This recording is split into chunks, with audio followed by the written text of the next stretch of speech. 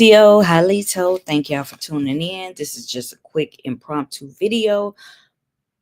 This is in relation to the current events, right? So I'm just gonna, share some quote unquote esoteric knowledge with y'all. Now, these are allegorical stories. This is symbols. These symbols mean certain things, okay? So it's related to the current events that's going on. So it's like the dragon is breathing fire right now. Now, okay, you have engineered shit that these imposters, they try to engineer shit, right? And then on the other hand, the true universe orchestrates what you call natural disasters or catastrophes, etc. So you gotta use your eye and see what is engineered. You got to see with your first eye what is engineered and what is by natural, like some natural catastrophes. All right. And the meanings behind them. You got to look at the meanings behind them. So I'm just going to, delve into, some shit, some esoteric shit. This is part of my Enigma Solvers Chronicles, where I dig into spirituality of the universe, different religions, cosmic events, earthly events, underworld type events. And, yeah, it's real interesting. So y'all can be an enigma solver with me. All right. Now they say that, okay, the flip side of this universal one world order, the flip side, the good side, not the evil side that y'all know about, right? But on one hand, there is another side. So I'm going to just read this little excerpt. It talks about the Serpents of Wisdom, a global organization, right? Now, when it's saying serpents, this is just everyone's personal power. This is mirroring like your personal power within, your Kundalini, your Holy Spirit within, your Wakanyan, your prana, your chi energy within. This is mirroring Great Spirit's energy all throughout the universe, the source, creatress, creator energy, right? Now, you do have some people here on the earth realm that they have these agendas, okay? When you hear one world order, it's some people that mean that shit for evil. And then there's another one that is for the good of the people, for the spiritual growth and ascension of the people, the true people, the people that have souls, the people that have a spirit, an essence. All right. So now I'm going to just read this right quick. Okay. The Serpents of Wisdom, a global organization. All right. Whenever and wherever they have manifested upon the earth, the serpents of wisdom have been worshipped as divine gods and goddesses and treated with utmost respect. They have served the various races around the earth as prophets, magicians, healers, and ones who speak with the gods as their equals. They have also been renowned gurus, spiritual teachers, the way showers to those who yearn to achieve the liberated state of enlightened ones and themselves, extricate themselves from the cycle of time. All right. These are people that have the power to step outside of time. Like when you grow in your ascension, you have the power to step outside of time. And believe it or not, you have done it at least once in your life. The goal is to try to like do it on purpose. All right. Now, this little group, now they talk about they have also been renowned as gurus, spiritual teachers, the way showers to those who yearn to achieve the liberated state of an enlightenment one. All right. And extricate themselves from the cycles of time. Collectively, all serpents of wisdom are a part of a global organization referred to variously as the serpents of wisdom, the people of the serpent, the possessors of serpent wisdom, the power. All right. Then they also have this solar brotherhood. There's a solar sisterhood, or they kind of play around with solar versus lunar. It's a lot of esoteric jargon that they use, right? But these people usually live solitary lives. And they remain in contact with the greater worldwide network and work in tandem for the spiritual upliftment of the entire human race. There is a flip side to the dark side. It's always light and dark. And then you have those that are at the balance point. All right.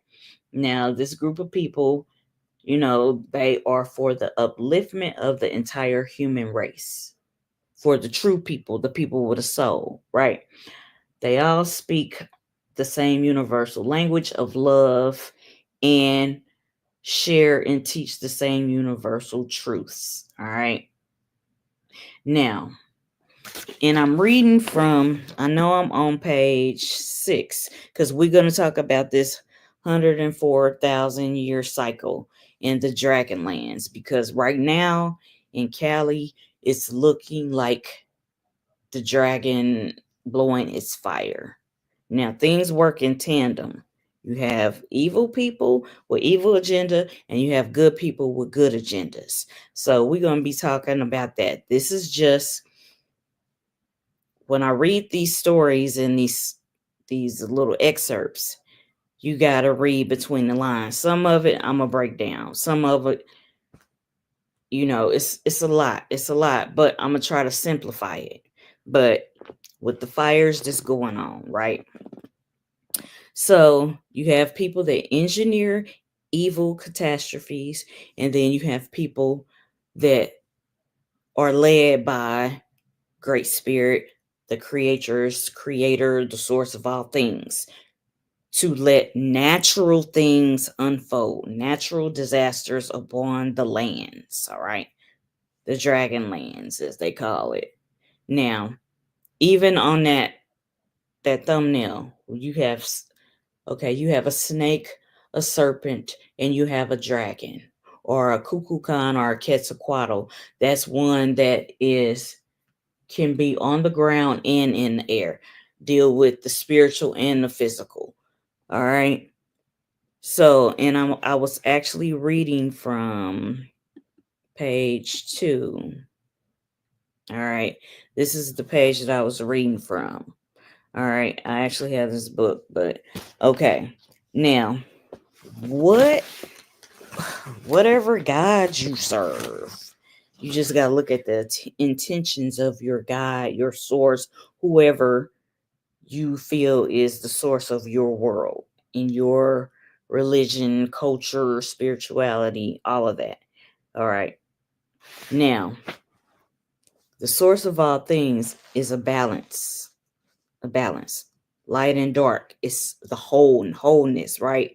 So I was just showing y'all where I was reading from. But y'all can, screenshot this if y'all want to read more in depth. I'm just trying to break down uh some important things that I want to point out, right?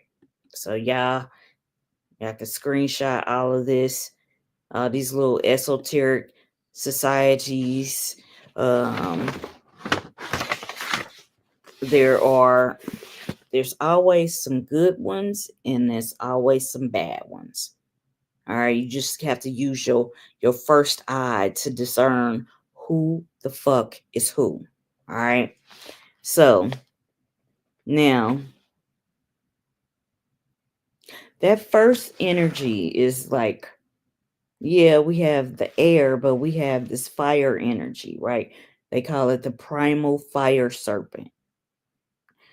Um, and the fire serpent is also the dragon. It shows up in many cultural things, but let's get into this, all right? Because I can go on and on and on. All right, so now don't get it twisted. Just read between the lines. I'm gonna read some of this shit, but just you're gonna get the gist of what I'm saying, okay? There are many serpents of wisdom who choose to come to earth and to assist the development of the human race. All right. At the beginning of the present cycle of 104,000 years, this major cycle was considered particularly important as it was destined to culminate in a unique opportunity for progenies evolutionary advancement for both the earth and all her children. The wisdom brought to earth at the beginning of the cycle was calculated to assist developing humankind throughout the cycle's entire duration, but especially during the major paradigm shift at its conclusion.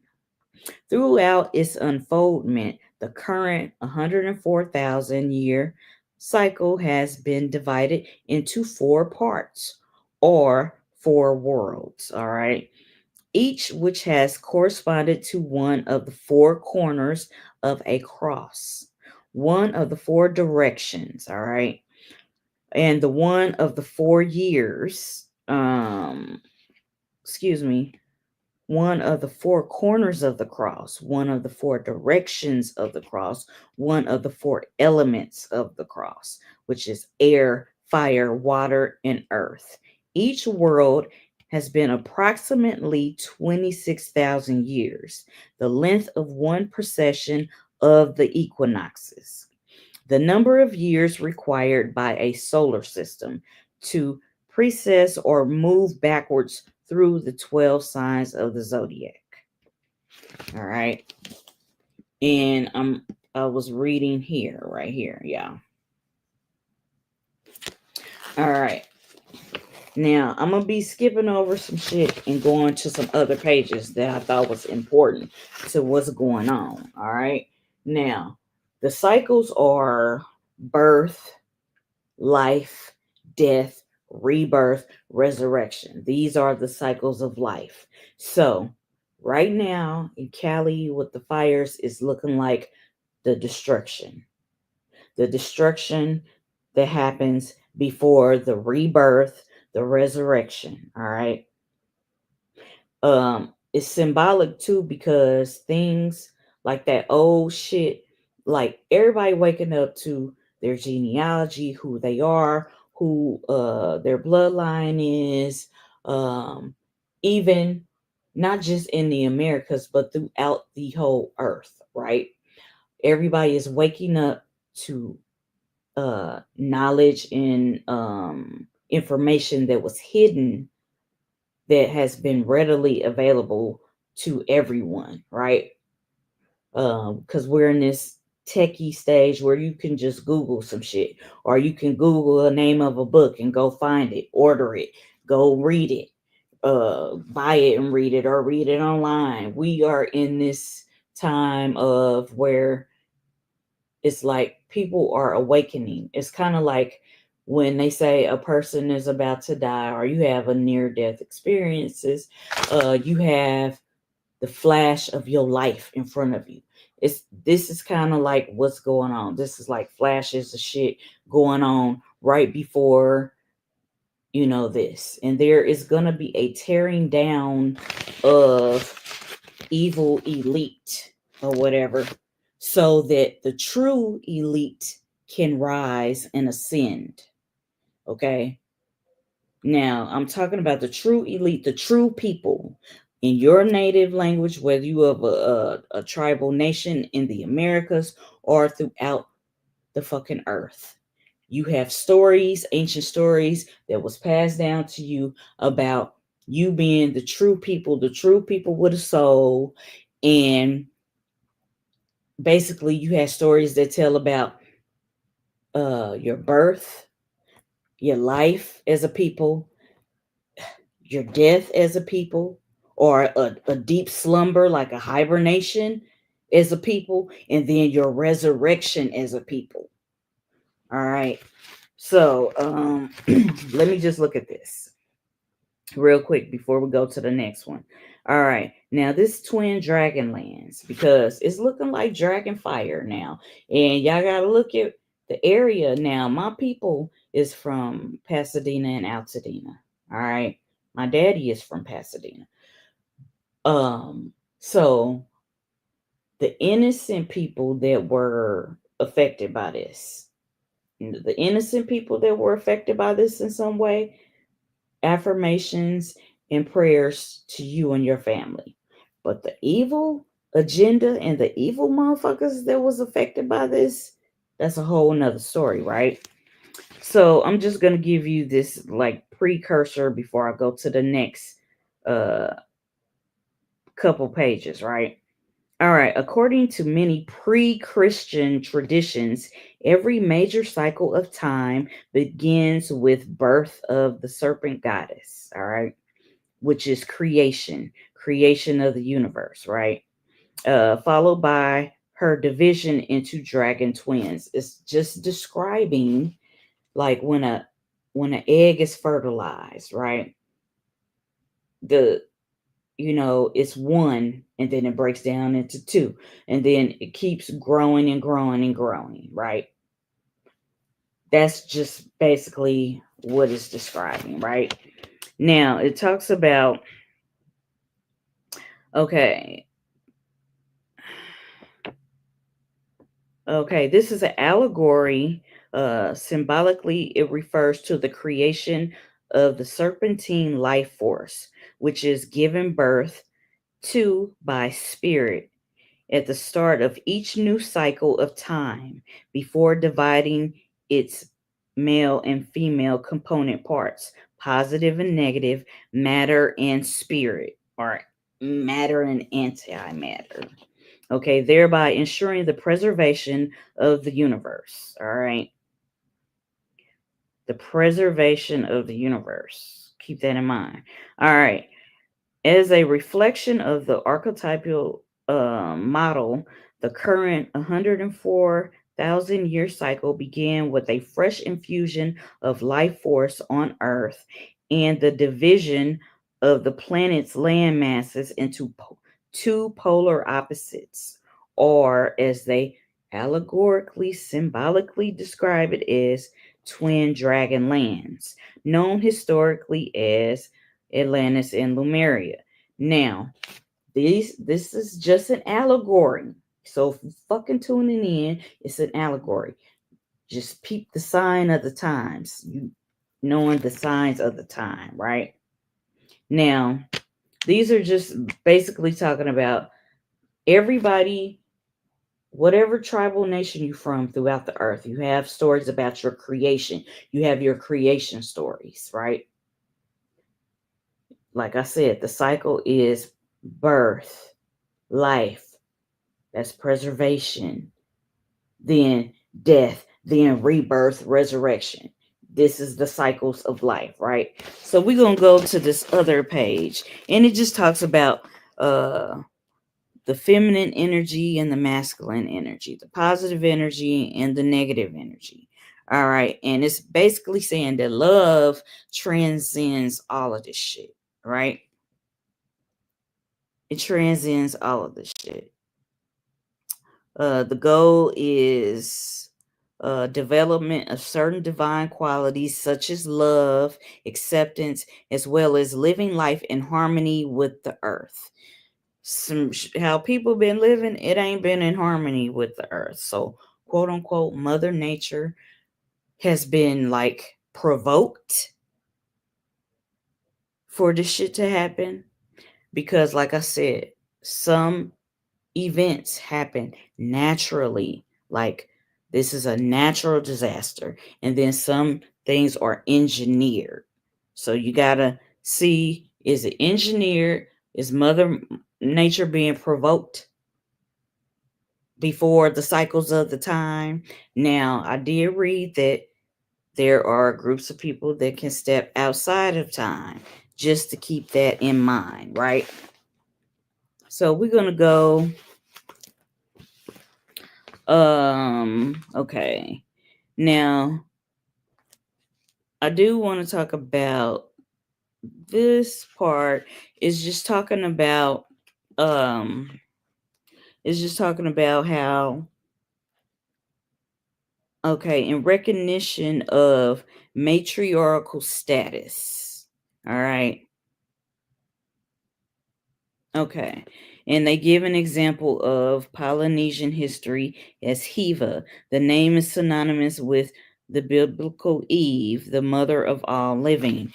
Um, Everybody, no matter what tribal nations you come from, if they haven't, covered up the mother part of it, but it breaks down,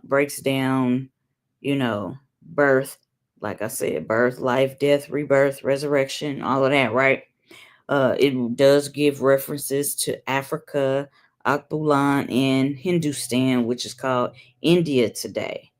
Um, Even Indo-Madagascar. Um, Depending on your tribal nation, everybody has a quote unquote motherland, right? Um, so let me go to this because I don't want to stay here long. I want to get to the meat and potatoes. All right.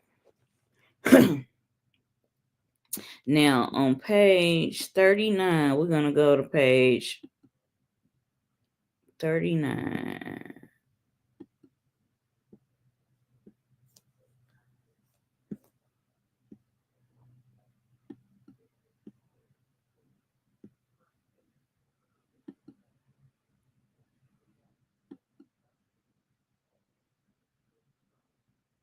All right.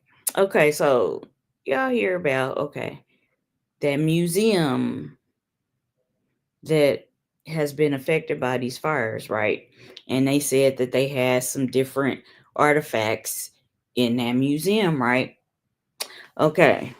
Now, like I said, it's in every culture, there's a group of people that's evil, and there's a group of people that are for the good of the true people. All right. The true people.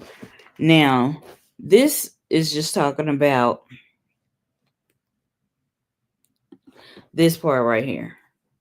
Okay. Y'all heard of the dude, Edgar Casey, right? Everybody, no matter what tribal nation you from, everybody has some holy women and men, seers, people that they call the oracle, or they have people that, prophets, things of that nature, right? So they was looking at this dude, okay, Casey, and they kind of, I know you probably heard of this dude, right? He might not be particularly in your tribal nation, that type of thing, but it's somebody like, he's like somebody in your tribal nation, right? So it just talks about um This was about 28,000 to 10,000 BC, this period, right? And this is talking about the organizing the incoming wave of colonists from the motherland, their motherland, Rata, which was assisted by these different people. But I brought up him because he's considered a sleeping prophet or a clairvoyant. So if you want to know the signs of times according to your oral tradition stories in your tribal nation, go to the historian, go to the seers and the prophets or prophetess in your tribal nation, right? And it just talks about now we have a lot of this earth is comprised of a chakra system. Y'all have heard me talk about this, and it's different places on the earth that have like these important monuments. It's the energy where this stuff was built, right? It has significance, right? Now, just peep out that museum or whatever I told you, like it was Greek and Roman shit in that museum, where the fire came to the grounds, right? Now, it talks about he was talking about the Great Pyramid was that the temple of initiation as well as a storage vault of different records. He claims that there was an adjoining chamber referring to it as the Hall of Records, and this was supposedly between the Sphinx and the Great Pyramid to serve as a hidden library for ancient records. Now, if there are pyramids in your tribal nations, creation stories or there are mounds. There are certain things that can be in mounds. Pyramids and mounds can be used as burial places. They can be used to house the chiefs, the holy men and women. It can have sacred artifacts in it. And in this case, it's talking about ancient records, a hidden library, right? Now, it goes on to talk about the Akashic records, and it talks about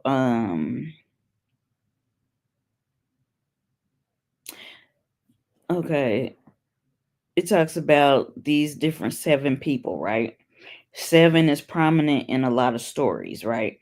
And it's just talking about 24,000 years, 18,000 years, 5,000 years, 11,000 years, all these different numbers, right? But let's see. Now, it's always evil and good. So you gotta know who the fuck is who. All right. Now, all right. That's one that I kind of just wanted y'all to see.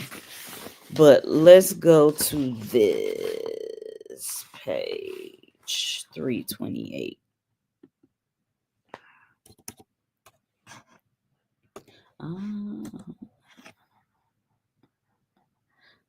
Oh, it ain't even doing what I wanted to fucking do. Okay, anyway, let's get out of here.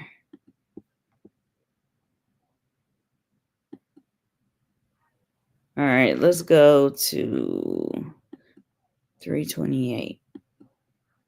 All right, so this tree just deals with the creation. You have creation, preservation, destruction, and then resurrection.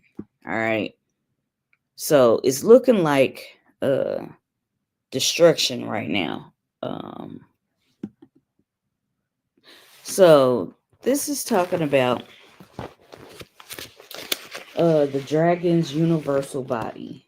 When the primal serpent finally reached the full extent of its expansion within the universe, it divided itself into 12 parts. These 12 parts became the 12 signs of the zodiac, the circle of animals. Cultures worldwide believe that the universal body of the primal dragon had 12 parts or 12 animals, which were collectively called the zodiac or the circle of animals.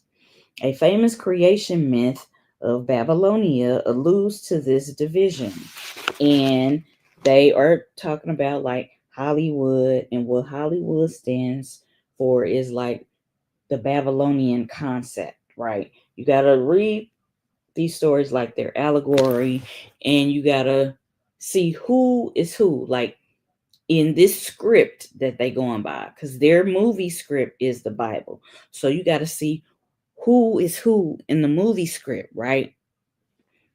You got to see who's who. Now, um, now this is what they want, right? This is what they want.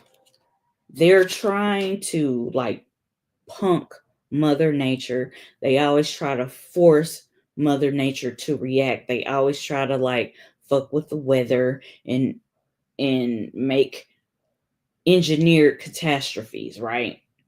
But when Mother Nature really do some shit, she really fucking do some shit. So y'all just gotta peek game, right? Okay. A famous creation myth of Babylonia alludes to this division. Uh, and came to mind was I thought about this song too. Public Enemy song, Burn Hollywood Burn. That is a song, right? Now, it's what Hollywood stands for. You know, all the little evil shit that the underground evil people been doing in Hollywood. So this is kind of like, it's like this. No matter if motherfuckers engineer some shit, when it's time for the source of all things, great spirit, great mystery, the mother aspect, the creator's aspect, when it's time for her to fucking show the fuck up and show the fuck out, hey, y'all gonna feel it. But there's always gonna be a resurrection and ascension after that. All right? After destruction, death, all of that is gonna be a resurrection. So just know that, right? All right. So this is what they want, right? This is what they want. Like in this story, they talking about a little story, right? In another culture's, they stories, right? It talks about when their hero Marduk had defeated the serpent goddess Tiamat, he divided her into 12 parts or children and placed them in the sky as the 12 signs of the zodiac, right? Um, yeah, it's other depending on, like I said, whatever tribal nation you're from, the stories can have different names, but they have a similar meaning or they mean the same thing, right? All right. As initial vehicle of infinite spirit, the dragon was the synthesis of all possible forms, including 12 animals of the zodiac. The primal dragon was the composite of all animals, including the 12 animals which comprise the circle of animals. The dragon's many faceted forms was expressed in the following Mesopotamian description of the dragon Enki. All right. The head is the head of a serpent. From his nostrils, mucus trickles. The mouth is dissolved with water. The ears are those of basilisk. His horns are twisted in three curls. He wears a veil in his head band. The body is of a sunfish full of stars. The base of his feet are claws. The sole of his feet has no soul. So they get poetic and allegorical with the shit, right? So these symbols, when you see like symbols like this, it means something deeper. It means something deeper. Like there's a deeper but simple meaning behind it, right? They even talk about the primal dragon's composite form that's recognized in China, You can look at your Chinese zodiac if you want to check into that. Where the Taoist philosopher uh, Huai Tzu, 2nd century BC, referred to the dragon as the origin of all creatures. According to this Taoist, 9 resemblances, the composite dragon's horns resemble those of the stag. His head reflects the form of a camel's head. His neck has the slithering form of a snake. His body is composed of a clam. His scales are those of a carp. His claws are those of an eagle. His nails are those of a tiger. His ears are those of a cow. So, for my ex Christians or Cretans or Christians out there, if you're a part of any of the Abrahamic religions, look at the different stories. Like in Daniel, there's described this beast, and in Revelation, there's described a beast, right? But these things have different meanings, esoteric meanings that they're not going to tell you what they mean in a church, synagogue, mosque, kingdom hall. They not gonna tell you what the fucking shit means, right? But these are is symbolism. Like, this shit is so intricate, but it's simple. I love symbolism and symbology, but the symbols mean different shit, right? It just depends on your people, right? Now it's saying the iconographical image of the expanded body of the primal serpent or the zodiac of the Sphinx, right?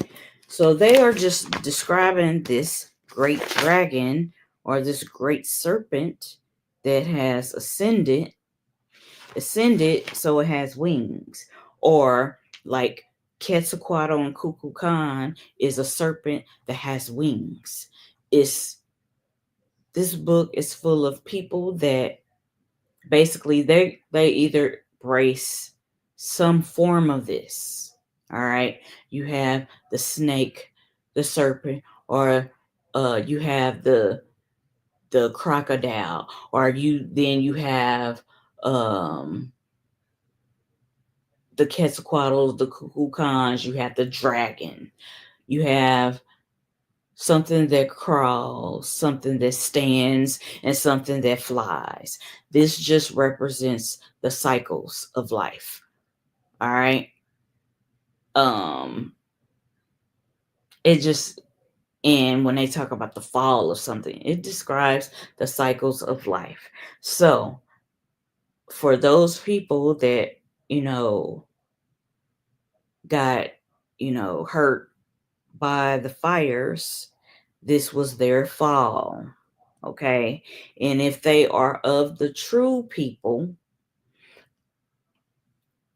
they will ascend. All right.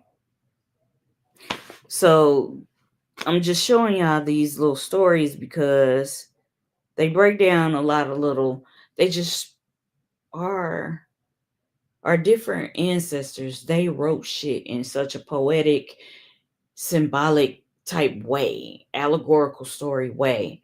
And you just got to learn how to decipher the shit. You got to learn how to translate the shit. Okay, like this one. We'll just go over this one and then I'm going to go to some other ones, right?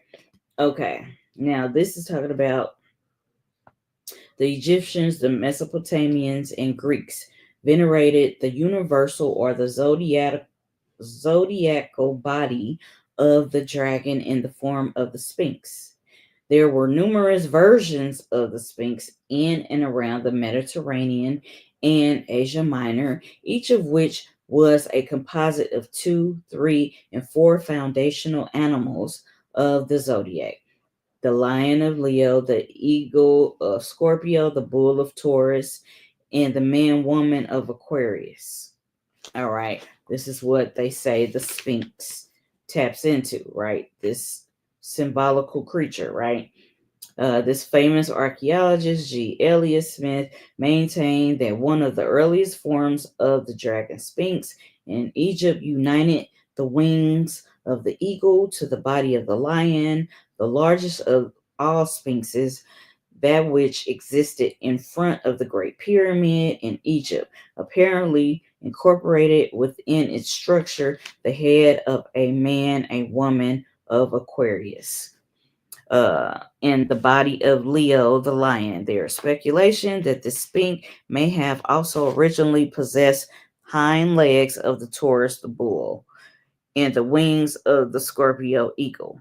According to the Roman historian, uh, yeah, the Great Sphinx once possessed wings of a multicolored hue. All right, now,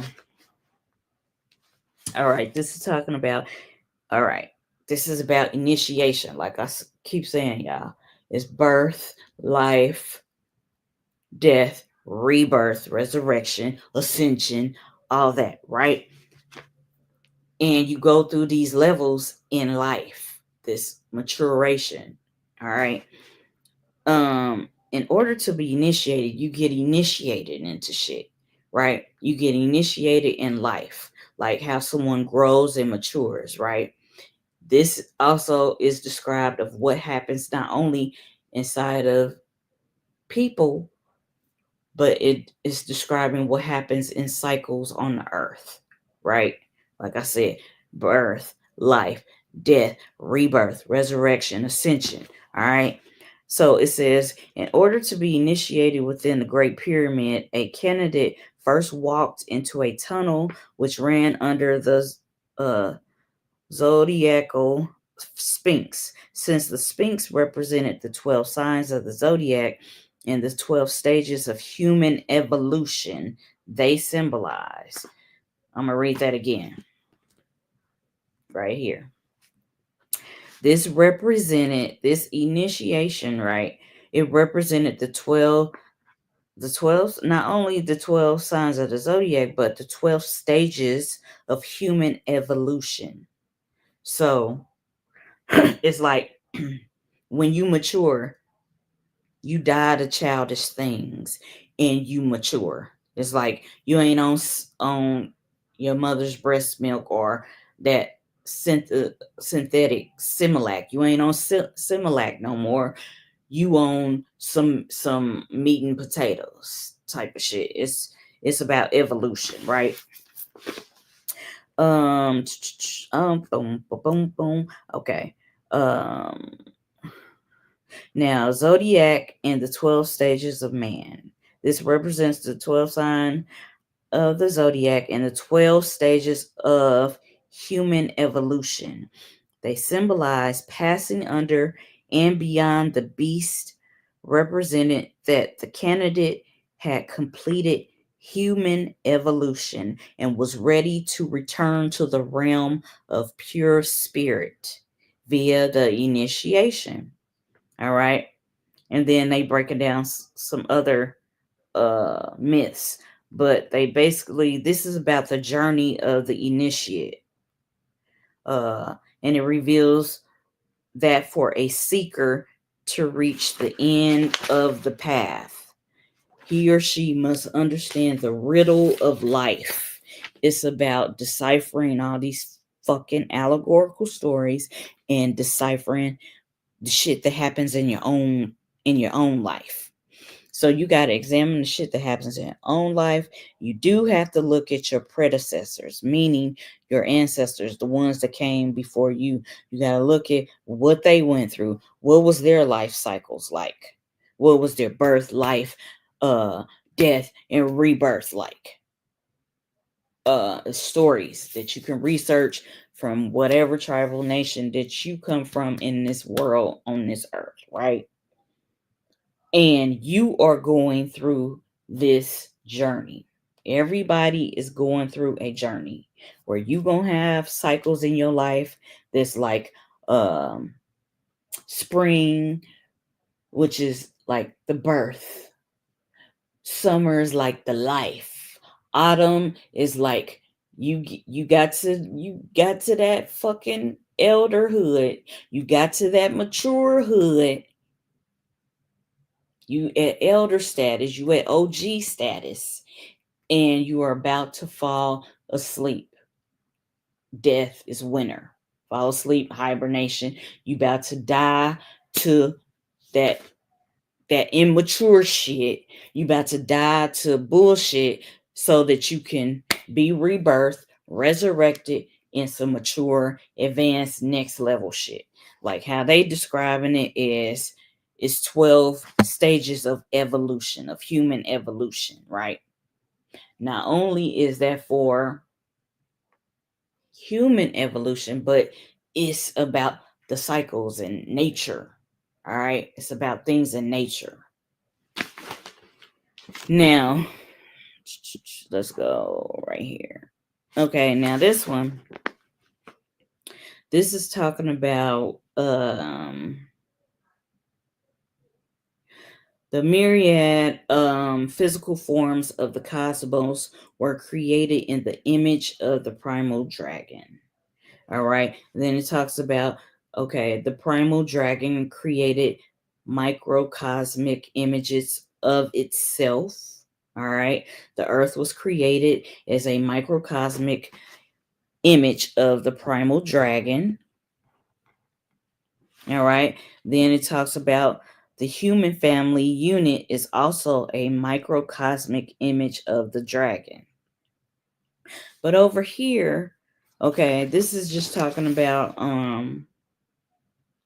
after reaching the full extent of its expansion, the primal serpent's body crystallized into all the solid material forms of the universe. This myriad physical shapes were holistic, microcosmic images of the serpent, each one inherited the dragon's spiraling form and one or more of its 7 aspects or principles. For this reason, the serpent is called the mother, father, and provider of attributes of all material form. I'm going to read that again. All right. Now, this is about 7 aspects or principles. For this reason, the serpent is called the mother, father, and provider of attributes of all material form. So basically, we are the material form of the source. All of this shit is the material form of the source. Earlier when I was talking about how the cell breaks into 2. All right, it's 1 and then it breaks into 2. And this is why you have stories about the creator, the creatures, and then the twins. And then later it just became 1. But the twins is like for Christians and Cretans, it's the Jesus character and the devil character. It's duality, good and bad. And then the source is at the balance point because the source is all. It's encompassing all, and it can stand in the middle. It can stand outside of time. So this is just talking about basically we dealing with looking at things as a mirror of the source, right?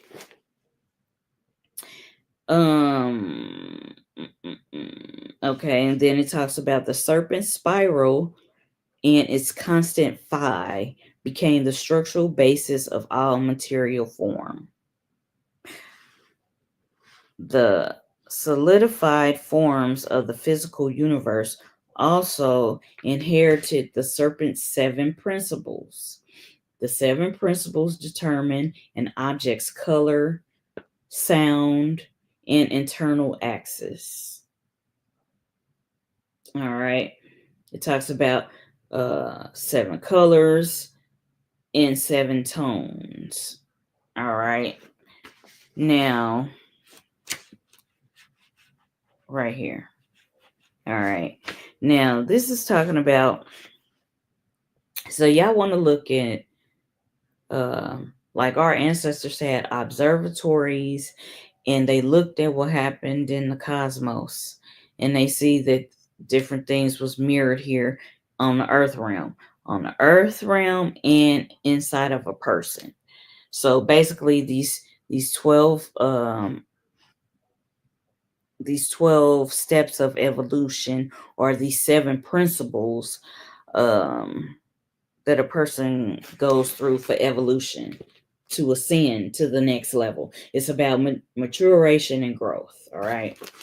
Um, Also, getting off dead weight shit that don't fucking serve you no more. All that type of shit. And we in that season. We in winter, hibernation, meditation, shadow work, all that shit. We in that season right now. All right, dying to shit that don't serve you, shit that ain't gonna be useful for you in this next level you about to go to, right?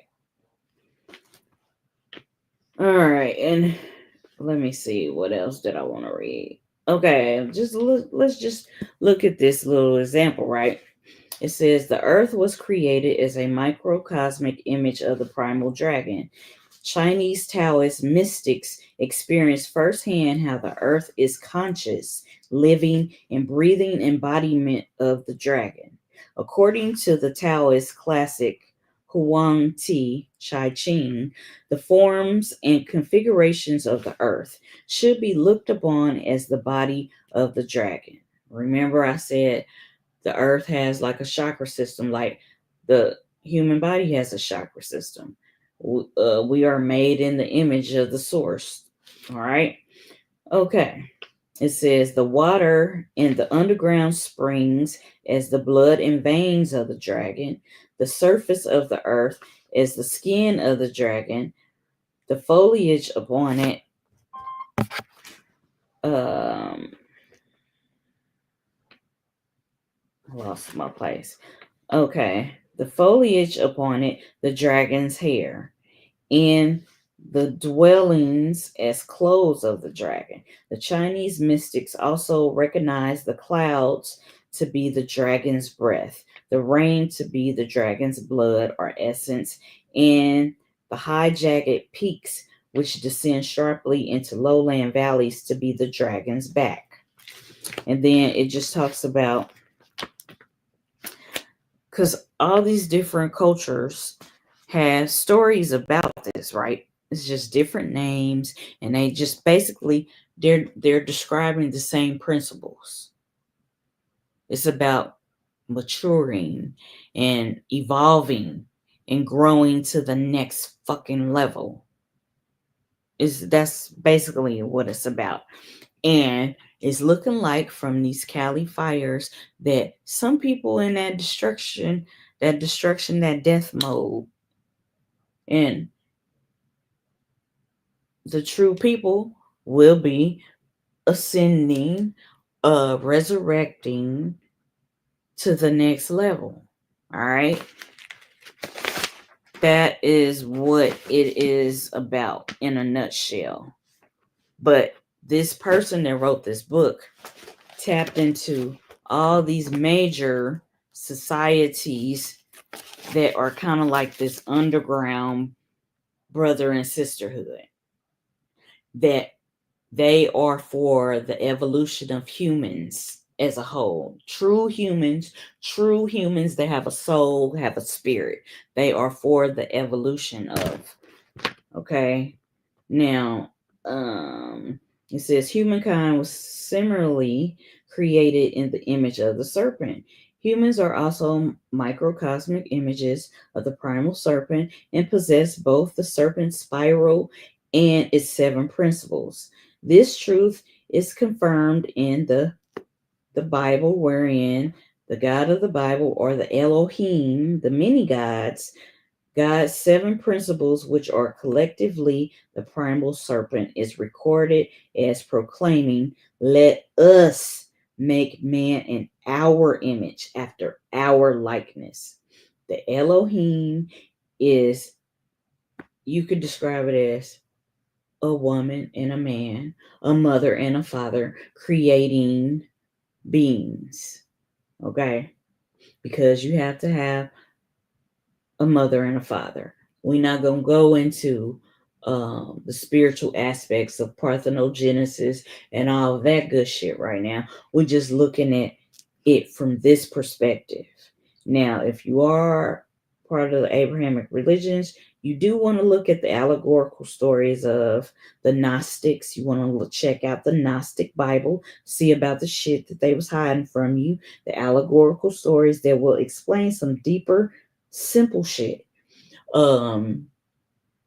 Sufism for the Muslim or the Islamic people, check out Sufism.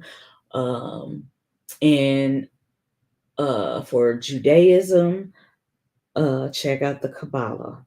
Check out those stories, those allegorical stories that they have in their writings that they don't tell people. They give the common people the Bibles, the Qurans, and the Torah, the Tanakh.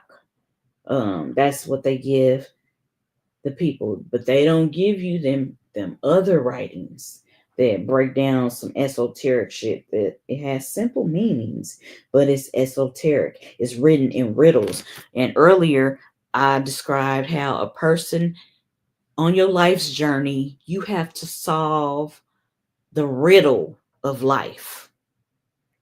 That is what the fuck you have. That is your core mission in this life, to solve the riddle of your life's journey, to solve the riddle, the riddle, the parable, the poem, the allegorical story of your life. You have to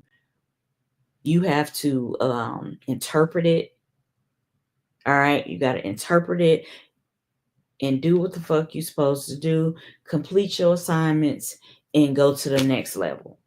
This is basically what this shit is saying. They just break it down in a lot of, different ways, and they use all major cultures throughout the earth and their allegorical stories to break the shit down.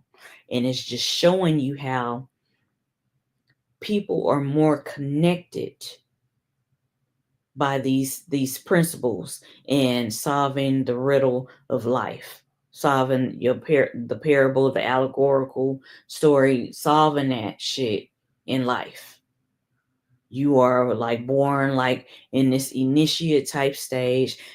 You in this stage, you a baby, then you a preteen, then you a teenager, then you're an adult, then you're an elder, and then you get to the point to where the true fall happens after you have evolved.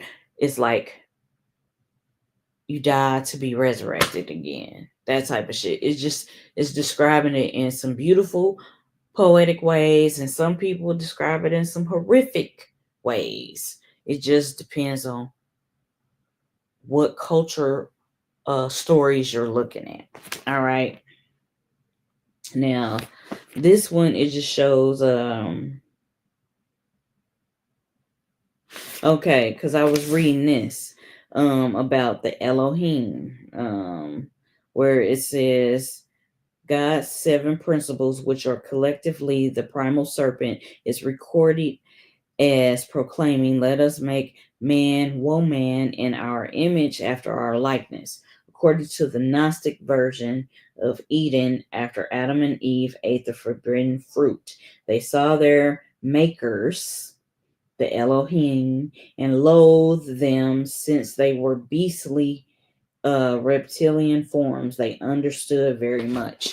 So these have esoteric meanings, hidden meanings, simple meanings. And then this other one just talks about the base portion of the human body is 5'8" or 1.61. The numerological value which determines the spiral.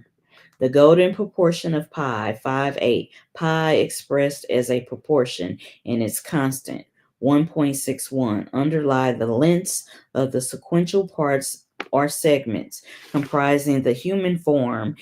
It can, for example, be found in the measurements of the hands and feet, where the first, second, and third phalanges of the fingers and feet are in proportional relationship of 5'8". So this is similar to what is it? Hand, leg. I can't even think of it right now. But yeah, I get what I'm saying. It just different cultures describe it in a different way, right? All right. The length of the upper arm is in 5/8 proportion relative to the lower arm. Basically, you have all these body parts. Um, you have a head, you have two arms, two legs, and you got all these organs and body parts, right? It's just breaking down that this is the human body aligned in a pentagram, right? Excuse me. And it goes on to say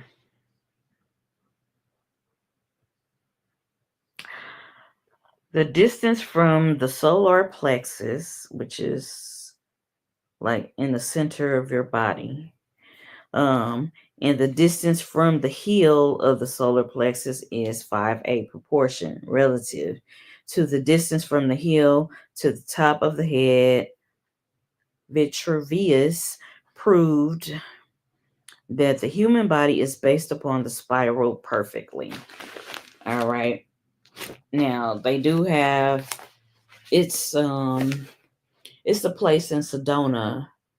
This this kind of like cenote or this body of water, and it flows in like this spiral.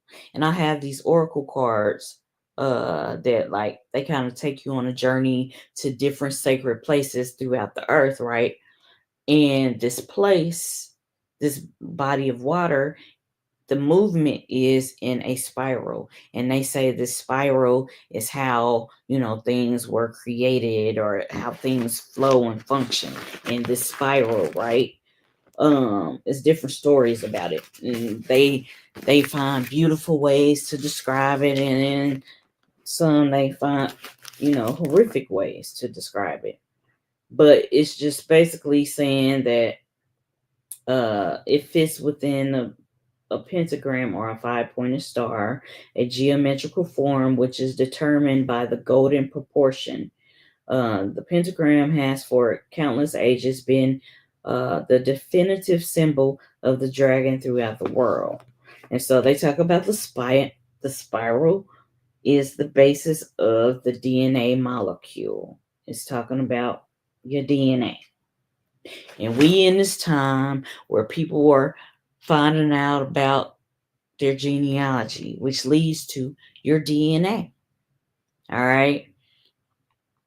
And so even when I spoke about this a while ago about when they had burnt that museum in Brazil, because it has some of the oldest bones of melanated people, and it has some important artifacts there. They had burnt it up and shit. And but this one that they just recently burnt, it had Greek and Roman shit in it. So it's kind of like, just from the naked eye, it's looking like, okay, they was trying to burn some important shit that will help people wake up to their melanated history, uh, the original people's history, right? The true people's history. And then now you got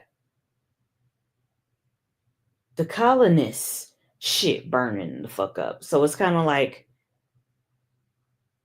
when shit happens, it's like, okay, shit that they mean for evil, then something is going to be like, there is going to be a lick back by Mother Nature in some kind of way. It's going to be a lick back. All right. So some of that shit is burning. So, it's cause and effect. And they shouldn't want to fuck with they shouldn't want to fuck with shit. They shouldn't want to tamper with shit and try to engineer some shit. Because like I said, the Bible is kind of like a universal movie script book that these people are going by. The people that like to engineer catastrophic events and shit like this. This is their um their manifesto, their this is their playbook. So they gonna try to do shit to line up with their playbook, right? Now, at times, throughout the times that you live, you're gonna see shit that's engineered by people trying to go by they little playbooks, and then you're gonna see shit orchestrated by true Mother Nature, the source of all things. You're gonna see stuff that's orchestrated by her. So you just have to see with your eye, right? So now this is talking about the DNA, right? All right, it's saying the spiral is the basis of the double helix configuration of the DNA molecule. Therefore, at its most minute level, the human body reflects the shape of the primal serpent. And like I said on many of my videos before, when that your core energy, your core powerful energy starts at the base, the root of where your reproductive system is, at your root chakra area, and it rises to your head, your crown chakra. It moves in like this spiral, double helix type of spiral, and they describe it like it's the serpent rising, it's the Holy Spirit rising. Different cultures call it different things, but it's basically the serpent rising. That's why you see that like caduceus for like doctors and medical shit, they have this snake going up this staff. That is how the energy is moving in your body. It's going up your spine, and they describe it as it's moving like a snake, like a serpent. Um, the serpent can also equate to, in different cultures, as okay, the snake, the serpent, the crocodile, the dragon, and they have different names for it. You got Quetzalcoatl, Kukulkan, you got different snake deities, totems, the animal spirit of the snake, the serpent, the dragon. So they just use these things to describe shit, right? So it also says, as a microcosmic image of the serpent, the human body reflects the serpent's disciplinary imprint. All right, according to the Maya, our ancestors, right? According to the Maya, humans are the integration of the seven powers of light traveling in the form of a serpent. Humankind integrates these seven powers or principles of the serpent in a variety of ways. For example, every human, every true person, true people possess seven bodies, six of which are etheric and surround and interpenetrate the physical body. Each person possesses seven main energy centers or chakras, which reflect the seven colors. These chakras are situated along the course of the human spine and divided the body into seven zones. Furthermore, each person has seven organs essential to life, seven essential functions performed by these organs: respiration, circulation, your systems, your body systems, right? Respiratory system, circulating system, all these systems, right? Seven parts of the brain, seven kinds of epithelial tissue, seven layers to the skin, etc. All right. And this is what I was reading from right here.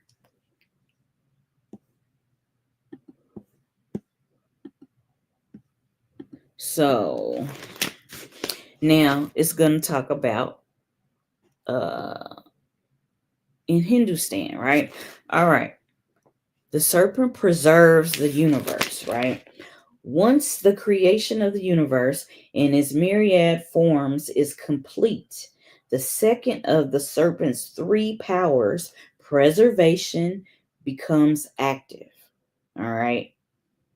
Well, it was creation, preservation, destruction. They talk about it all throughout this book, right?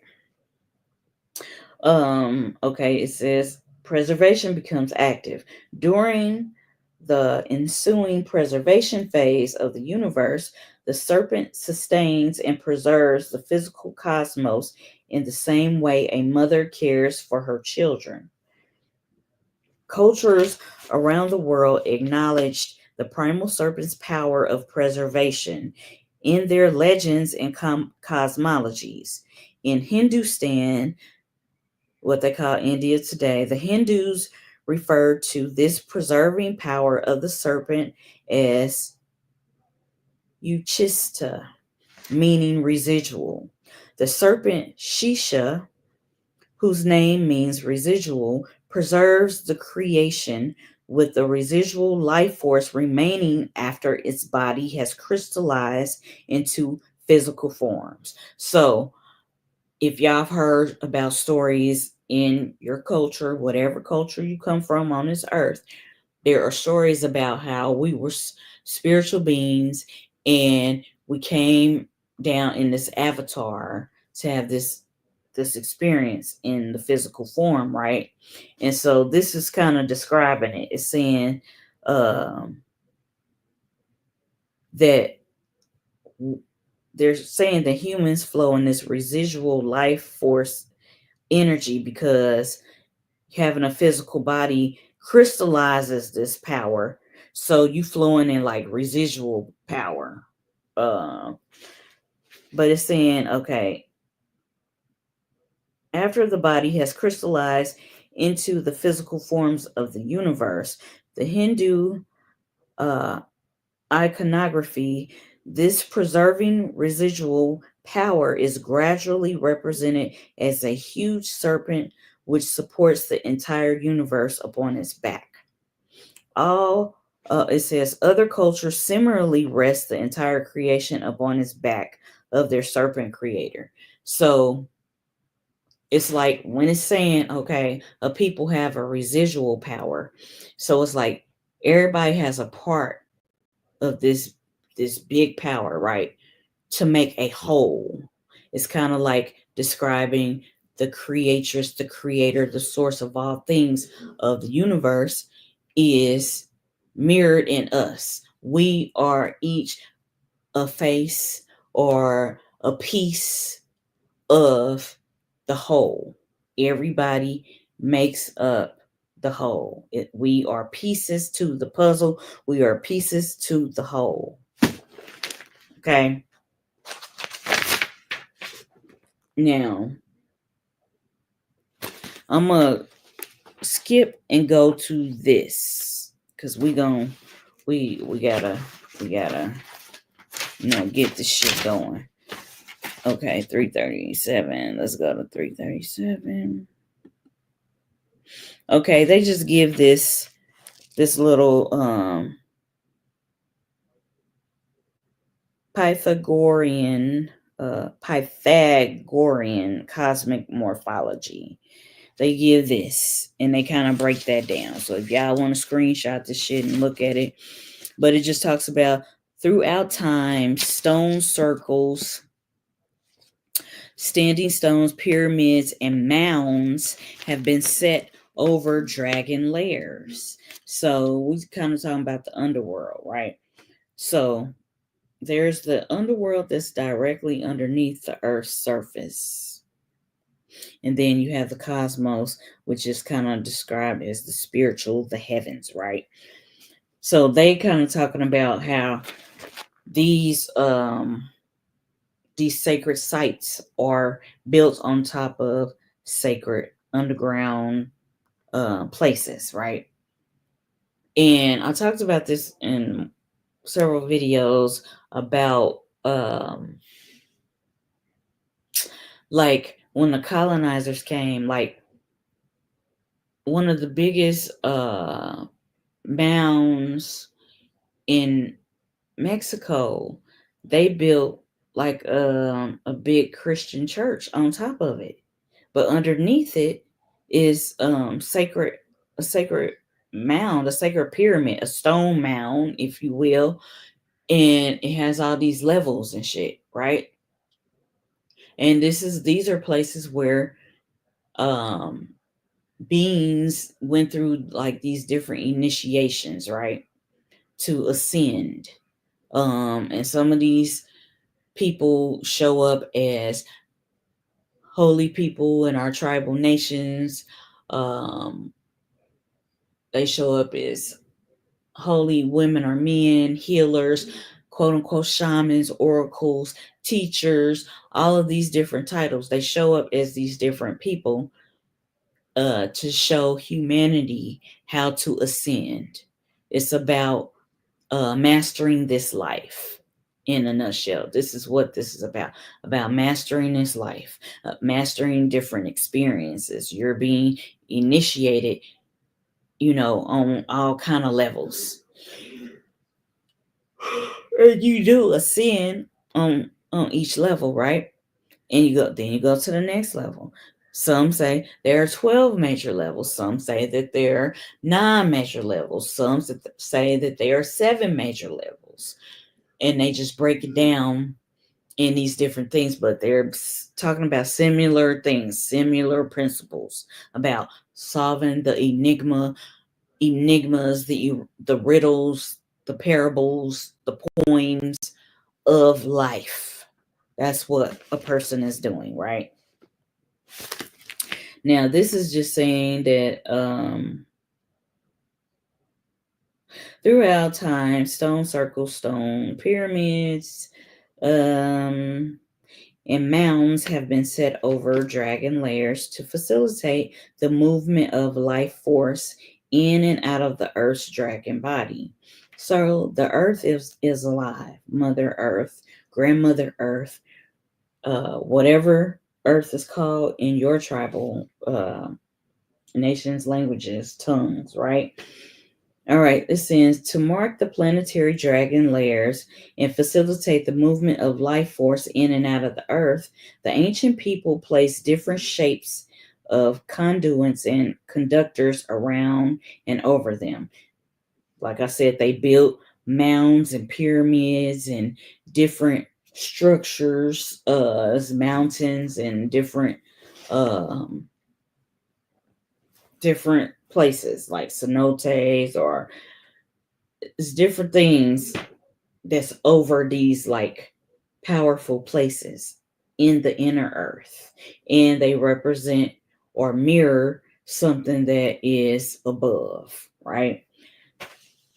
Okay, these vortex facilitators took the form of earthen mounds, standing stones, stone circles, and pyramids. Like if you go to certain sacred sites, like different mounds, different pyramids, uh, Stonehenge, Woodhenge, all these different sacred sites, they are powerful centers of the earth. You can feel the energy when you go to these places.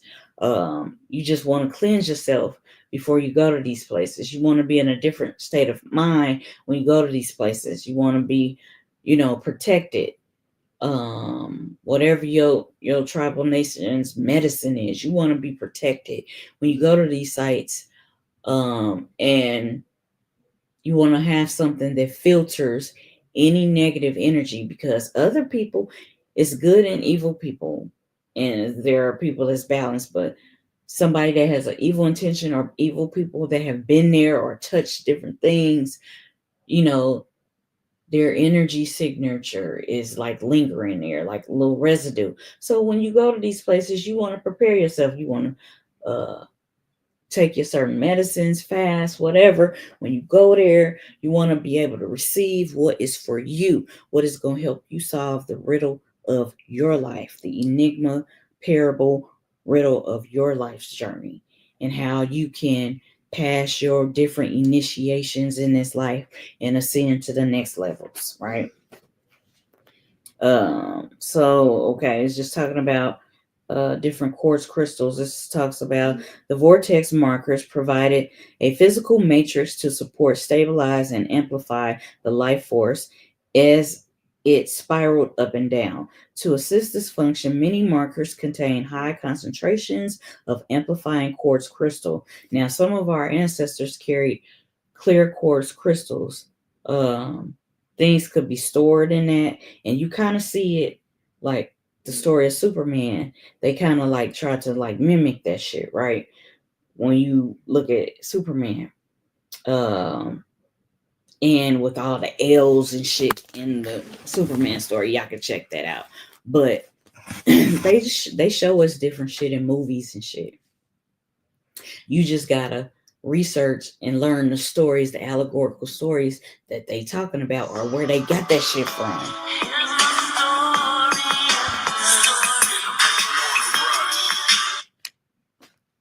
Yes, I'm doing a live video. What's up? Mm-hmm. No, I did while you was gone. I mean, while you was asleep, I did. All right. Love you. Bye. All right. Excuse me, y'all. Okay. Now let's go down here because I want to get to this. Let me see.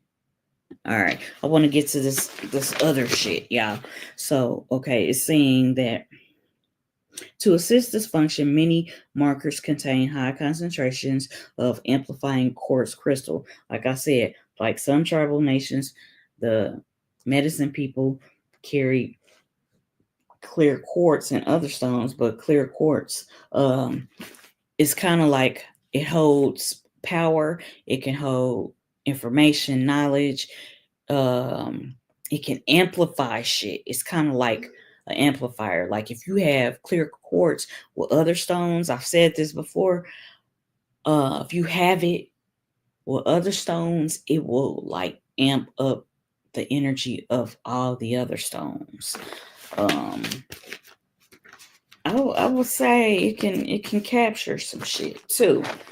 But okay, and further function served by the vortex markers was to monitor the amount of life force circulating throughout the Earth's grid and keep it at a safe level if necessary. Such markers were able to siphon off any excess accumulations of life force within the grid, thereby preventing the rise of earthquakes and volcanoes.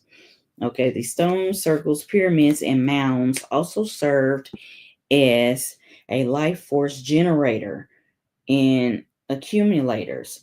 The crystalline materials of the stone markers, such as quartz crystal, as well as their unique shapes, made them generators of life force, as well as accumulators of it. Pyramid shaped markers, which incorporated into their forms the union of the cube representing the female principle and the tetrahedron represented the male principle to produce the life force were especially efficient generators. The word pyramid, meaning fire in the middle, designates these structures as natural homes of the serpent fire or life force. That's why the Holy Spirit is described as fire shut up in your bones.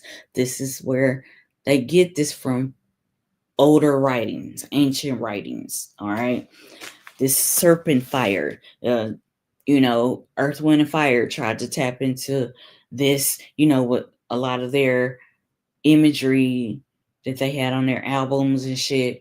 And they even have a song called Serpentine Fire. But yeah, so they was deep. But the design, and that's my mama's one of her favorite groups. But okay, the design of earthen mounds, which alternated earthen layers, the female principle, with stone layers represent the male principle. All right, also help to make them effective generators and accumulators of a life force. And speaking of this, melanated people, the true peoples, we are like the clear quartz. We are the battery to the shit. I've said this in my videos. Y'all can check out different videos I did on my playlist, the Enigma Solver Chronicles, and periodically throughout the years, I have said we are the battery to the shit. Whatever we flock to or whatever we go to, we give that shit fucking power. It's because of how we were designed, our makeup. We are the batteries, we are the generators of shit. So if we go give something that's fake or something that's generic, we go give that shit life. We go give that shit life and empower it. When research your own genealogy and learn about the different cultures in your bloodline and power that shit up, generate that shit up. I like this book because it talks about different different parts of the world. And I've done a lot of my genealogy, and the average person has a lot of different cultures in their bloodline from different parts of the 7 continents. And I would dare to say you have a little bit of all 7 continents in your bloodline. You just got to research that shit. But some people just flow with the ones that are highlighted or the ones that are closest to them, the ones that the ancestors are speaking to you. People choose to flow in that too. So this is just, going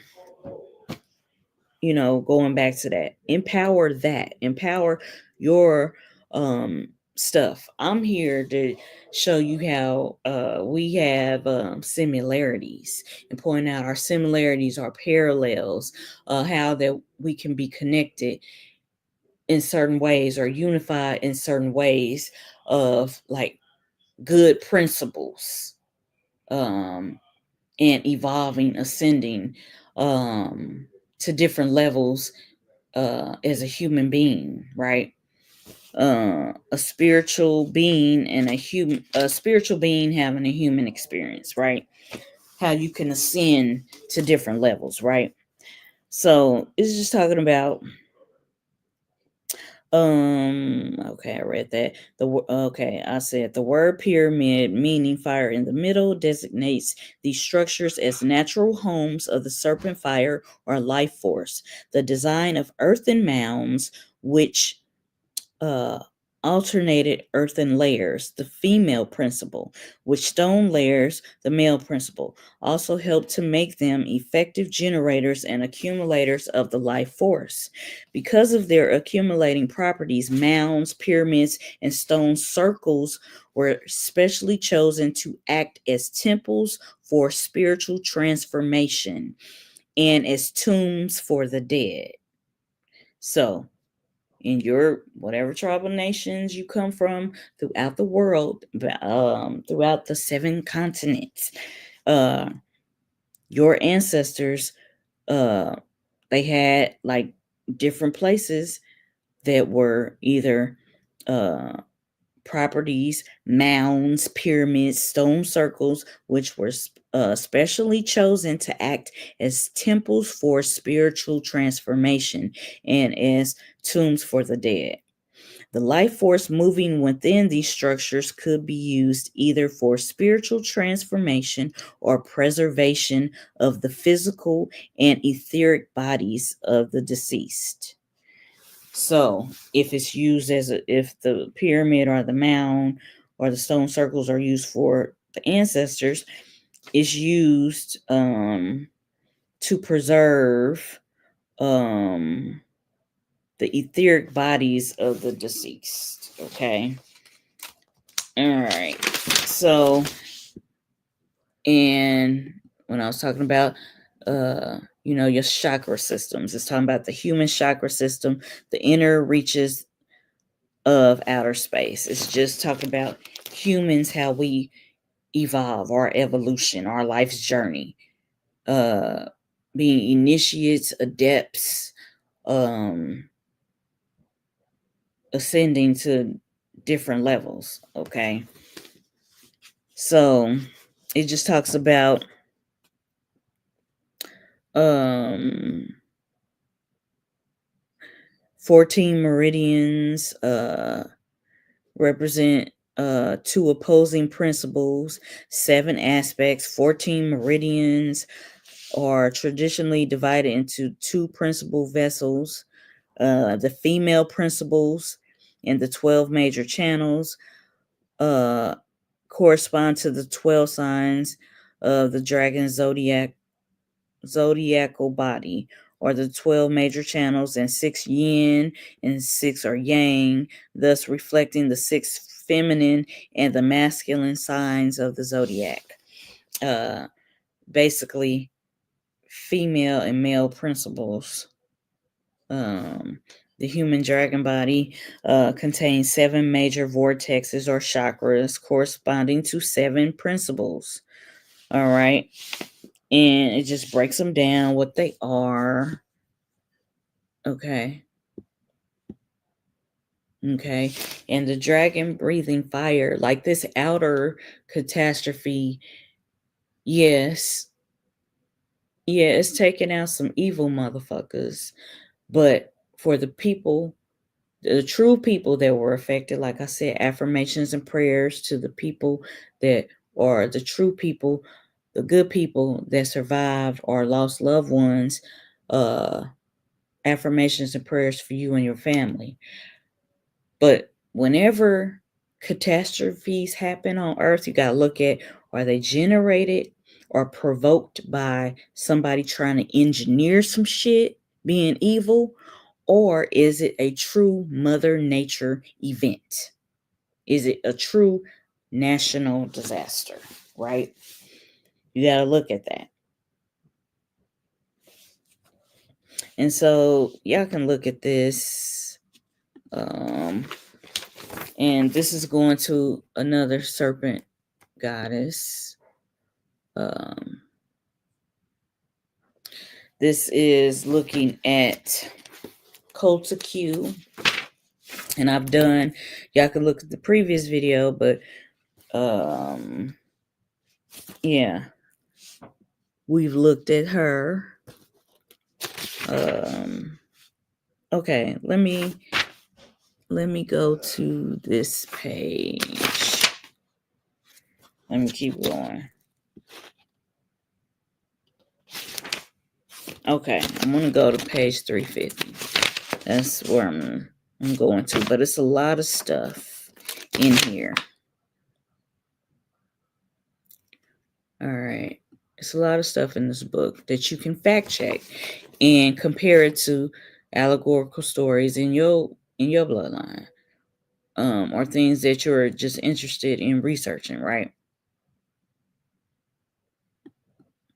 And I went over this, I think, in the last video I did, the last live I did. Okay, because you're going to have people that represent the light and the darkness. This is where the whole Jesus and the devil story come from, like the paternal twins. You have the good and the evil, or the light and the dark, or the feminine and the masculine. And then you have the balance being that taps into both of those things. You tap into light and darkness. It's a time for every fucking thing, right?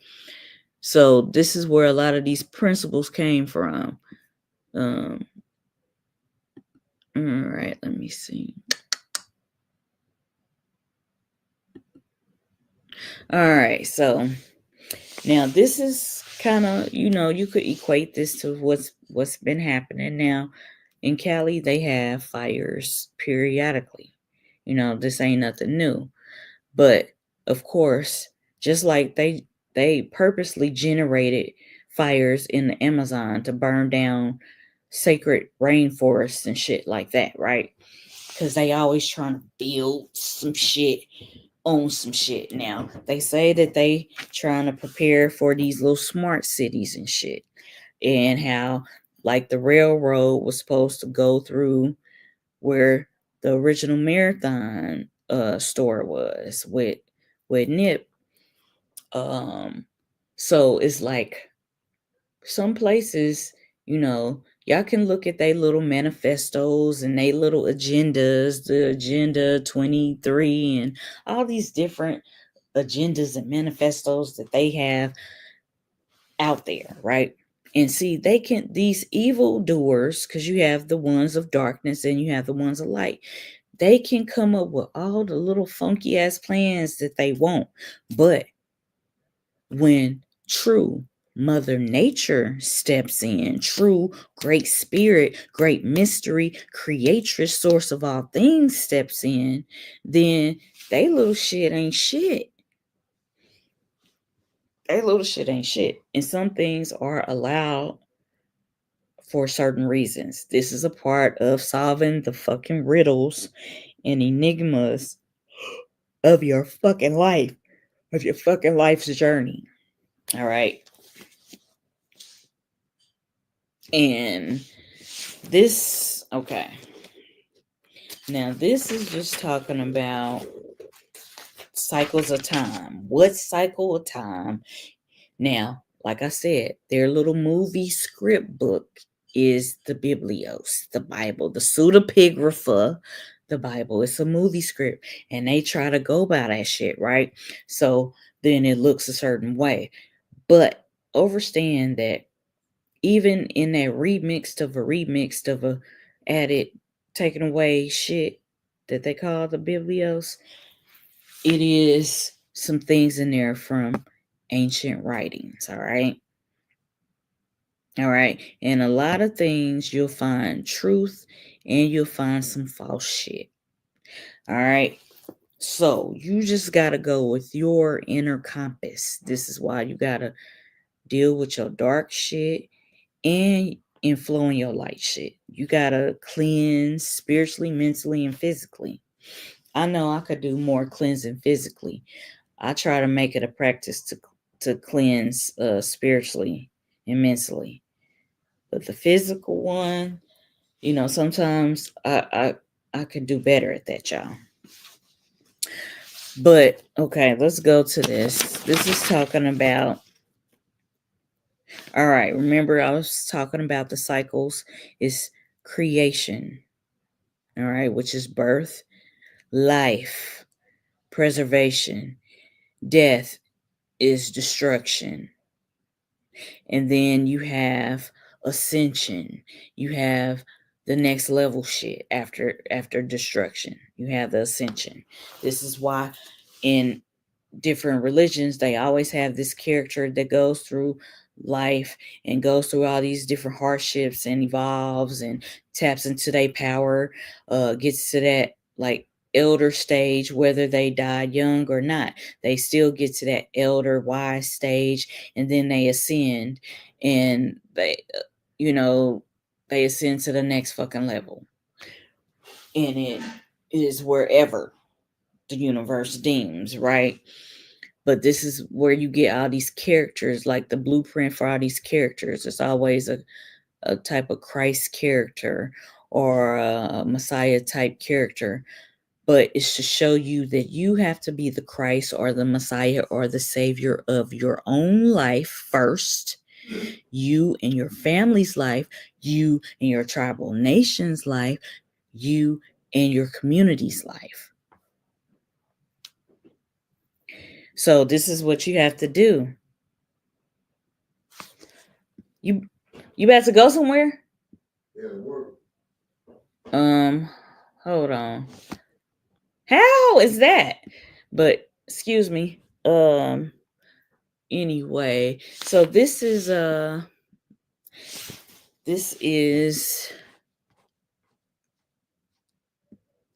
serpent destroys the universe, right? And I'm gonna leave this here so y'all can screenshot this and read this, because we're gonna come back and look at this stuff. But it's just talking about the destruction phase of the universe. It's even stories about the new heaven and the new earth, right?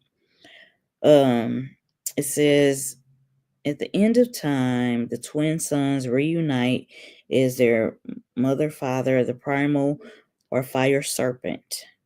The universe is thereby thrown out of balance and full-scale destruction results. During the destruction phase, the primal serpent, in the form of a fire serpent, completely annihilates the universe and reverts all material form back to pure life force or cosmic fire. Then it says the final destruction of the universe culminates in the ascent of the serpent up the cosmic tree and its reemergence in the cosmic sea. Then they talk about a minor destructive phase, awakens the Earth's fire serpent. Between the creation and destruction of the universe, the Earth goes through many minor phases of destruction. So you may say that this is a one of those many minor phases of destruction. What's happening now in these current events during the minor uh, terrestrial phases of destruction, the twins unite and activate uh, the Earth's oh shit.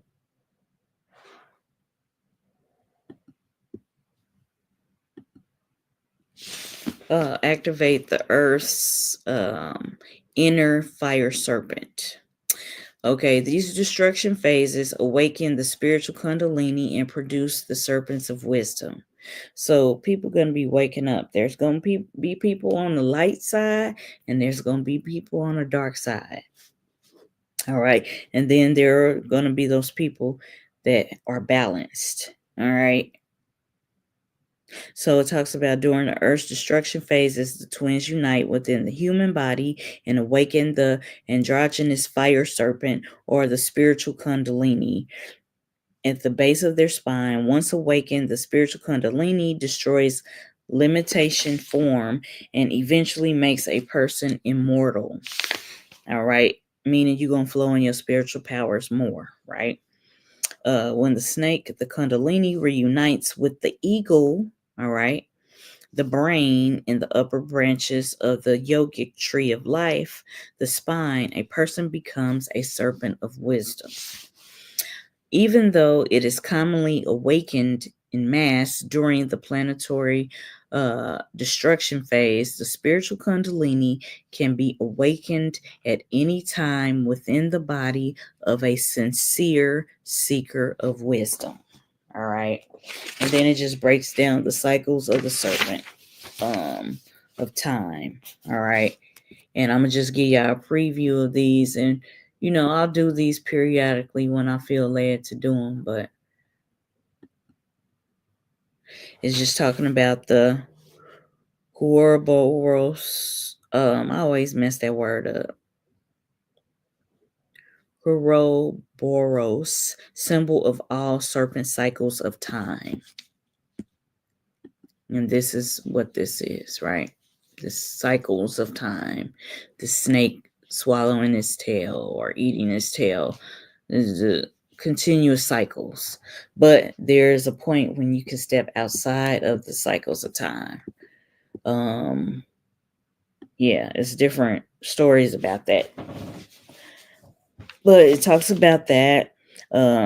Some Ouroboros motifs have been found with representation of the earth within their core, thereby symbolizing the ongoing minor serpent cycles of time which occur upon the planet.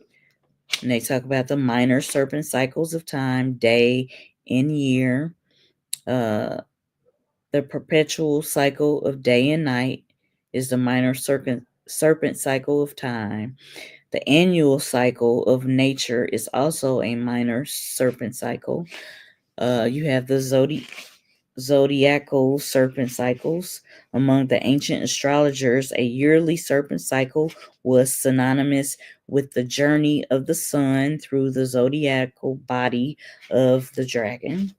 The ancient astrologers were also aware of the zodiacal cycle during which the entire solar system went backwards through the dragon's zodiacal body. This longer serpent cycle is known as the precession of the equinoxes.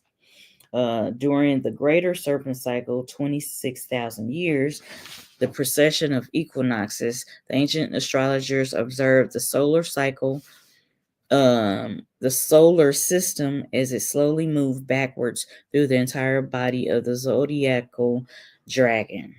Every 2,000 years, it proceeded.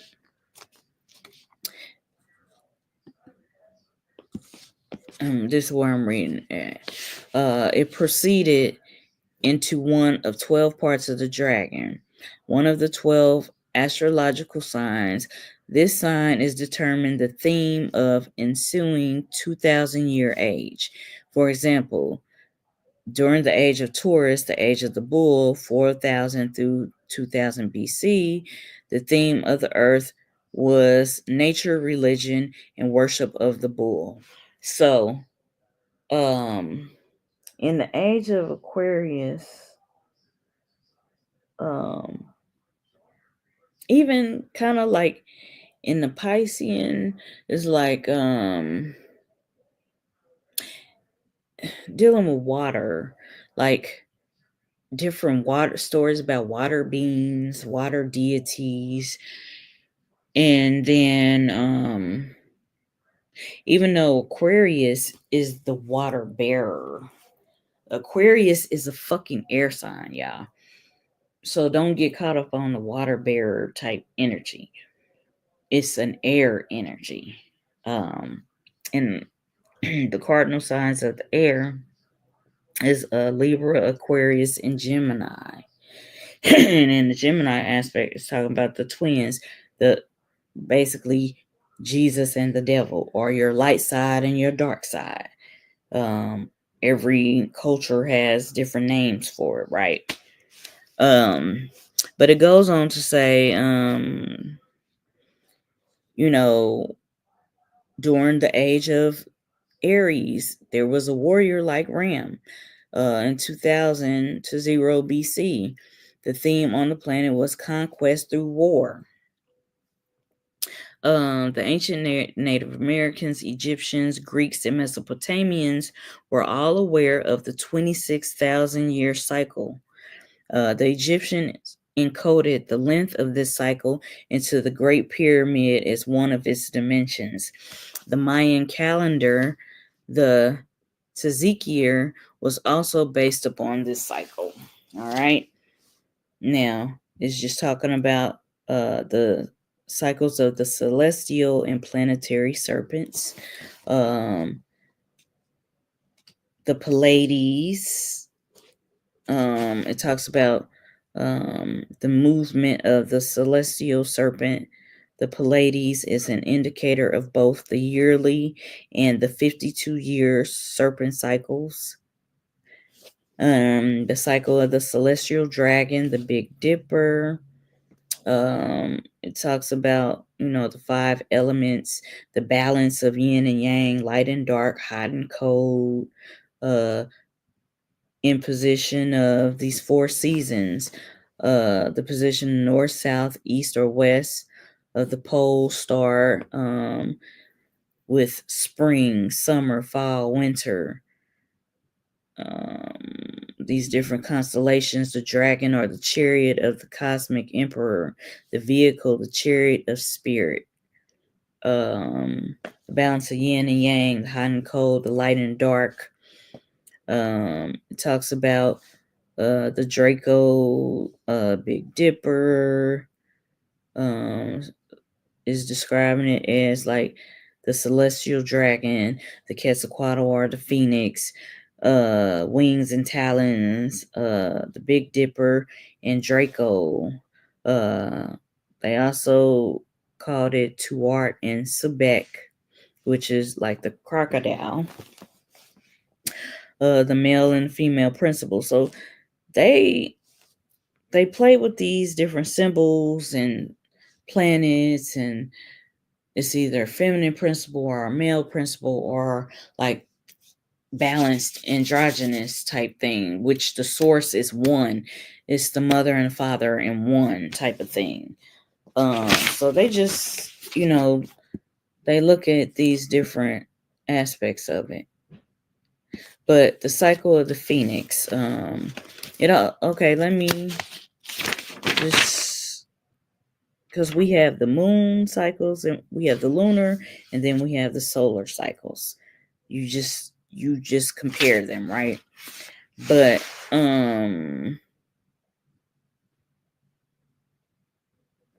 they talk about Saturn, um how it's the adversary. um that's where you get Satan from and all of that, and these different 7-year cycles. um It says 7-year cycle. Every cell of the human body is renewed. Astrologers claim that every 28 years during the Saturn return, each person establishes new goals and embarks upon a new cycle of responsibility, ambition, accomplishment. Midway through the 28-year cycle, or every 14 years, there is a potential crisis and restructuring of these goals. So we just had a crisis happen. All right. Then it talks about the moon, a planetary representative of the female principle or the dragon, is influential in determining the serpent cycles of 7, 14, and 28 days. So in this aspect, they talking about celestial bodies. They talking about the cycles of Saturn and the moon and planetary dragons. All right. So it's talking about the moon is Saturn's micro counterpart. Saturn rules over the cycles of years, which are multiples of 7, and the moon rules over cycles of days, which are multiples of 7. The cycle of the moon determines the 14-day fortnight in 28 monthly serpent cycles. The lunar serpent cycle has 3 phases: new, waxing moon, creation phase; the full moon, the preservation phase; and the waning moon, the destruction phase. So, once again, these cycles is like birth, life, death, then rebirth. Same thing. It talks about these phases of the lunar goddess, which was represented by ancient cultures in 3 aspects of the goddess: the virgin, the mature goddess, and the elder. All right. They say crone, but I like to say the elder. Rule over the female fertility cycle. During the lunar cycle of the woman's egg is born, grows into maturity at ovulation, and then it dies at menstruation. Then we have this cycle of the phoenix. Sirius, the star of the serpent goddess Aset or Isis, determined an Egyptian cycle of the serpent called Sothis cycle, or the phoenix cycle. All right. The phoenix cycle of 1,461 years. It commenced when Sirius appeared on the horizon during the certain day of the Egyptian calendar year, and ended when this fixed star appeared on the horizon during the same calendar day, 1,461 years later. During its cycle, the dragon, or the phoenix, was said to take birth, grow, and die. The Egyptian legend maintained at the end of the phoenix cycle, dragon consumed itself on a burning pyre at Heliopolis, and then arose resurrected from its own ashes, ready to initiate a fresh cycle. So this is just talking about the cycles of life, and they have all these poetic ways of describing it. Other phoenix cycles take 10,000 or 13,000 years to complete, dealing with the precession of the equinoxes. 13 is the classical number of the phoenix and the numerological phase of the death and resurrection. All right. They also highlight the planet Venus. The phoenix appears in the heavens as the planet Venus. That's my planet, y'all. Throughout many parts, even though everybody has more than one zodiac in their birth chart, their natal chart. You have more than one zodiac sign. So you more than just one thing. You are also your opposite sign. But that's a whole nother video. I've talked about it in plenty of videos. But all right, throughout many parts of the world, the resurrected phoenix, described as the planet Venus, all right, was venerated as the planet Venus. Her morning appearance above the horizon represented both the phoenix and the resurrected sage who had overcome the darkness of the night, the darkness of material existence, and arisen victorious along with the sun. When the sages, like Osiris of Egypt, Osar, and Quetzalcoatl or Kukulkan of Mesoamerica ascended into the heavens, they became the planet Venus. As a phoenix, Venus was the mother and father fire serpent whose twin aspects manifested as morning and evening stars, according to the legends of the Mediterranean and Middle East, as a flaming fire dragon, a meteor. Venus was anciently sent down to earth by her father and consort, the infinite spirit, and worshipped within these areas as a crystallized meteorite. Venus's movements in the cosmos help to determine cycles of life and death, such as the cycles of 8, 52, and 104 years. She also contributed to calendars based upon the phoenix numbers 5 and 13, her sacred numbers. And so they go on to show serpent calendars that different societies had. Okay, and it's saying that in Egypt, a cycle of 60 days reflected 60 teeth in the mouth of a crocodile, which is represented in Subek, an indigenous form of the dragon. The 7-day week and the 12 months in a year reflect the serpent's 7 principles and 12 signs within the zodiacal body of the dragon, respectively. The sacred 260-day calendar of Mesoamerican indigenous peoples within 13 months of 20 days reflects a sacred number of the phoenix dragon, as well as physical features of species of snake in Mexico, or the serpent in Mexico. It incorporates the features and the tendencies of the Dorissus crotalus, which grows 2 new fangs every 20 days and has numerous diamonds ornamenting its colorful skin, which contains 4 sides composed of 13 scales apiece. The 260-day cycle is woven into the sacred calendar, which has as its foundation 2 ribbon-like snakes, which reminds me of the Aboriginals in Australia. They have this rainbow snake that they describe as like the creatress creator. It's a rainbow snake. As you can see, like Kukulkan Quetzalcoatl is very colorful. So it's a lot of similarities, y'all.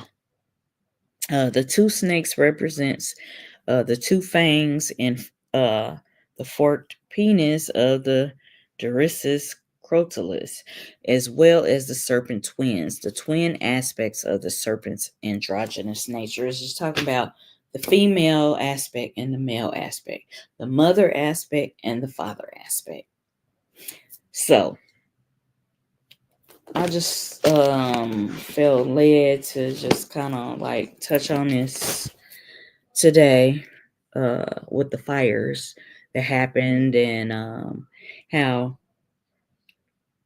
some of those evil people that live in that area, and then that museum that had Greek and Roman shit in it, it's just it's good and evil people everywhere. It's good and bad everywhere, light and dark everywhere. But it makes you look at things and discern the signs of the times. Meaning, like I just broke down from this book, there there are levels to shit in life where you can step outside of time, but discerning the sign of the times according to their little playbooks, their little movie scripts, their biblical scripts. um and you got to discern what is engineered by um man, and then what is naturally orchestrated by mother nature, uh the great mother of all things, the source. So just discerning the times, like I said, affirmations and prayers to all that have been affected by the fires. Now the Hollywood Burn song came to mind, like I mentioned earlier. And just, what it stood for, that shit, in a sense, is being dealt with. That imagery. The evilness that went on in Hollywood is being dealt with, but also innocent people may have, lost their lives. Now, like I said, I have family. Like my daddy is from Pasadena. I have family because they said part of it went up into the Pasadena Hills and Altadena. But now the part that's by the Palisades and Hollywood, up in those hills where those rich people live, and all they little underground tunnels and all that shit that people talk about, that's a whole nother story. So you just got to discern the shit that's orchestrated by the great mother nature, and the shit that's orchestrated or engineered by man. And I'm gonna leave on that note, and I may come back with a number 2 or part 2. But I just felt that this was kind of relevant, because there's gonna be a time when old shit or certain evil shit is gonna die, and we're going to be resurrected into a new cycle of things where people are going to be utilizing their powerful spiritual gifts, just like right now people are returning to the wisdom of their ancestors, knowing their genealogy, learning the culture of their ancestors, and then taking it to the next level, ascending in that and going to the next level with the shit. So um y'all have a good night. I love y'all. Peace. Ashayo.